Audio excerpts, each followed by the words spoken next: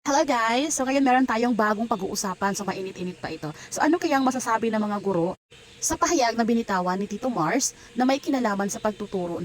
Minsan talaga ma-questionin natin yung ibang tao na kung sino pa yung wala sa field, yun pa yung marami nasasabi. Okay, for example, tayo na mga guro, alam natin kung gaano kahirap na pagkasyahin yung bagong patakaran na 45 minutes na lamang per subject dapat yung pagtuturo. So sa 45 minutes na yon, pagkakasyahin mo yon na maituro yung isang lesson, minsan ngayon talaga matatapos yan.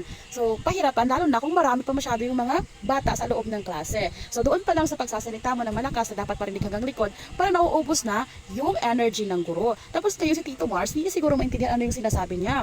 So sa halip na bigyan niya ng simpatya yung mga guro, meron pa siyang ganang magbigay ng kanyang komento, which is alam niya na makakasakit sa mga guro. For example, itong kanyang post. Ayon sa kanyang post, i-share niya yung balita na ang mga guro daw ay dumadaing sa 6 or higit pang oras na pagtatrabaho. So sabi dito ni Tito Mars, meron siyang caption na gusto ata ng mga teachers na half day na lang sila magtrabaho. And i-share niya ulit at ang kanyang caption is, kaka-video nyo yan ng pang-reels at TikTok nyo, Diyos ko. So yun, parang sarcastic yung kanyang pagkakalahad ng kanyang ideya. So ngayon mga teachers, ano ang masasabi ninyo sa opinion ni Tito Mars? So panoorin natin kung ano yung kanyang sinabi batay sa pahayag ng DepEd. Idinadaing ng mga guro ang 6 na oras silang pagtuturo kada araw alinsunod sa utos ng Department of Education. Apektado na raw ang kanilang kalusugan. Nasa frontline ng balitang yan, si Brian Basa. Talaga ba?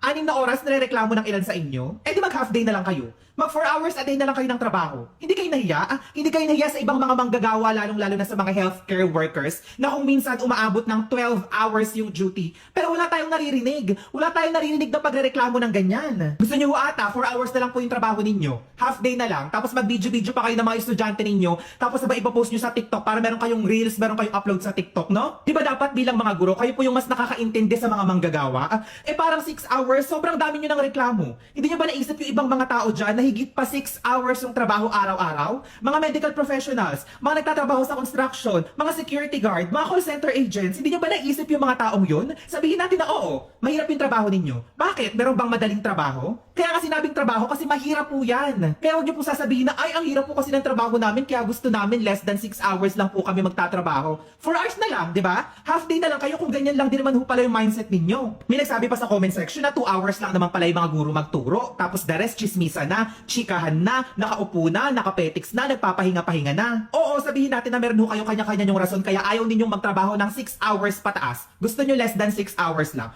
Pero hindi nyo po ba naisip yung mga ibang mga taong nagtatrabaho more than 6 hours? Yung mga taong nasa corporate lalong-lalo na. Kayo po sa gobyerno, kung di po ako nagkakamali bilang mga teachers, ang gaganda po ng mga benefits ninyo.